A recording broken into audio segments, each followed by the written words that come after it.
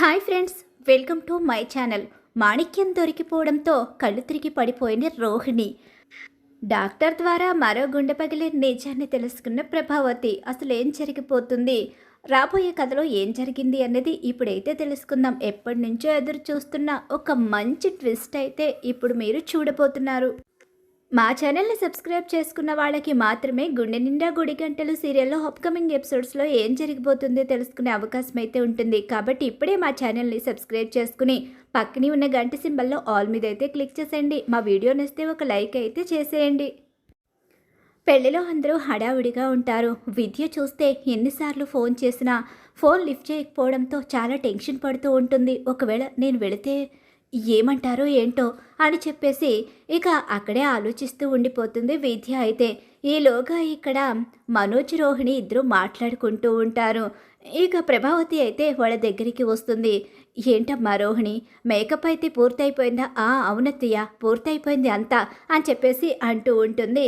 ఈలోగానే మాణిక్యం అటు ఇటు తెగ తిరుగుతూ ఉంటాడు. కానీ వీళ్ళైతే కనిపెట్టరు. ఇక బాలు అయితే మాణిక్యాన్ని చూసేస్తాడు. అలా చూసిన బాలు అయితే ముందు ఎవరో అనుకుంటాడు. కానీ తర్వాత దగ్గరికి వెళ్ళి తను మాణిక్యమే అని చెప్పి కన్ఫర్మ్ చేసుకుంటాడు. అలా కన్ఫర్మ్ చేసుకున్న బాలు అయితే ఇక మాణిక్యం దగ్గరికి వెళ్ళి భుజం మీద చేయి వేసి హలో మేఘమామ అని చెప్పేసి అనేసరికి ఒక్కసారే షాక్ అయిపోతాడు.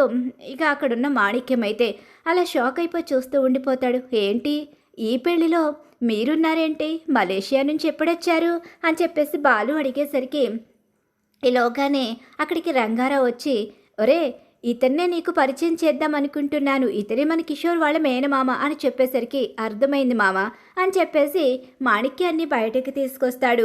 అలా బయటకు తీసుకొచ్చేసరికి ఏంటి ఈయన ఇక్కడున్నారేంటి అని చెప్పేసి సత్యం ప్రభావతి ఇద్దరు కూడా అనుకుంటూ ఉంటారు. ఆశ్చర్యపోతూ చూస్తూ ఉండిపోతారు.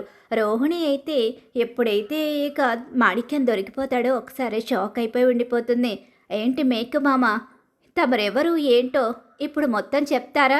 లేకపోతే ఈ పెళ్ళి లేదు లేదు బాబు, ఈ పెళ్ళిలో ఎలాంటి డిస్టర్బెన్స్ జరగడానికి లేదు. ఇది నా మేనల్లుడు పెళ్ళి. నాకు ఆ అమ్మాయి రోహిణికి ఎలాంటి సంబంధం లేదు. తను కేవలం నన్ను తన మేనమామగా నటించమంటేనే నేను ఇక్కడికి వచ్చాను అని చెప్పేసి మాణిక్యం మొత్తం నిజాన్నైతే ఒప్పేసుకుంటాడు. అమ్మా ప్రభావతమ్మ, నీ పెద్ద కోడలు మలేషియా కోడలు మేనమామని ఇక ఇక్కడికి చాలా బాగా రప్పించిందే. నిన్ను బాగానే మోసం చేసింది ఈ పార్లర్ అమ్మ ఎప్పటికప్పుడు మోసం చేస్తూనే వచ్చింది. నాకైతే ముందు నుంచి పార్లర్ అమ్మ మీద డౌటే, ఇప్పుడు క్లియర్ అయిపోయింది అని చెప్పేసి బాలు అనేసరికి ఒక్కసారే రోహిణికి పెద్ద షాక్ ఎదురవుతుంది. ఏంటిది రోహిణి, అసలు ఏం జరుగుతుంది? రోహిణి అతను ఏదేదో మాట్లాడుతున్నాడేంటి అని చెప్పేసి మనోజ్ అడిగేసరికి అది కాదు మనోజ్, ఒకసారి నేను చెప్పేది విను మనోజ్ అని చెప్పంటూ ఉండగా ఏంటి నువ్వు చెప్పేది మేం వినేది?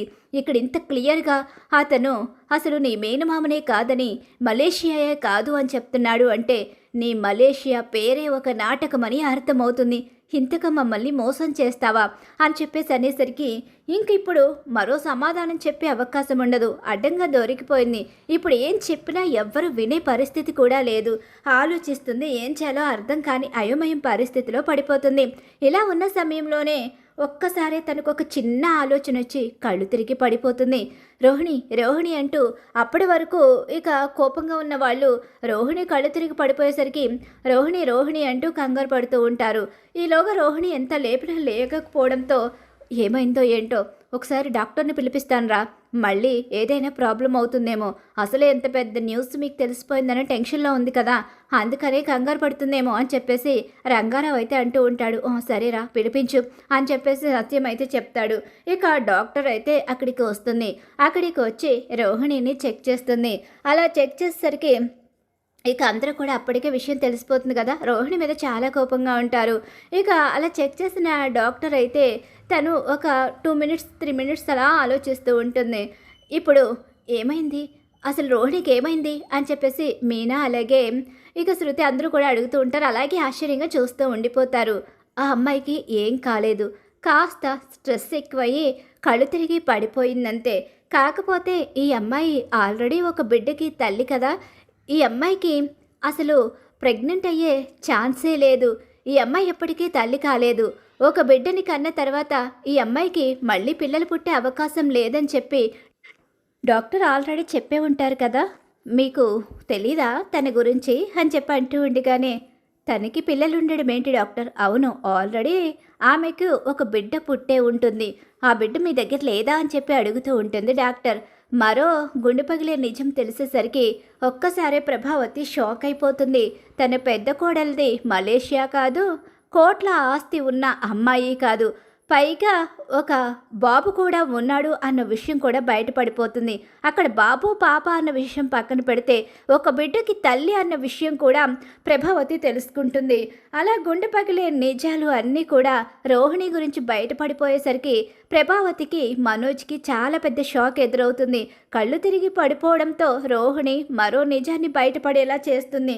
అక్కడిక మాణిక్యం కూడా ఏం చేయలేక నిలబడి చూస్తూ ఉండిపోతాడు. రోహిణి అలా ఏడుస్తూ కూర్చుని ఉంటుంది. మరి ఖచ్చితంగా రాబోయే కథలో ఇలా అయితే జరగబోతుంది. నిజమైతే బయటపడిపోబోతుంది. మరి రోహిణి గురించి నిజం బయటపడాలని మీరైతే చాలా రోజులుగా ఎదురు చూస్తున్నారు. ఆ సమయం అయితే వచ్చేసింది. రోహిణి ఇలా అడ్డంగా దొరికిపోబోతుంది. మరి ఇలానే జరగాలని మీరు కోరుకుంటున్నట్టయితే మా వీడియోకి ఒక లైక్ అయితే ఇచ్చేయండి. గుండె నిండా గుడి గంటలు సీరియల్ అప్కమింగ్ ఎపిసోడ్స్ టీవీలో కన్నా ముందుగా చూడాలి అనుకుంటే మా ఛానల్ని వెంటనే సబ్స్క్రైబ్ చేసుకుని పక్కనే ఉన్న గంట సింబల్లో ఆల్ మీద అయితే క్లిక్ చేసేయండి.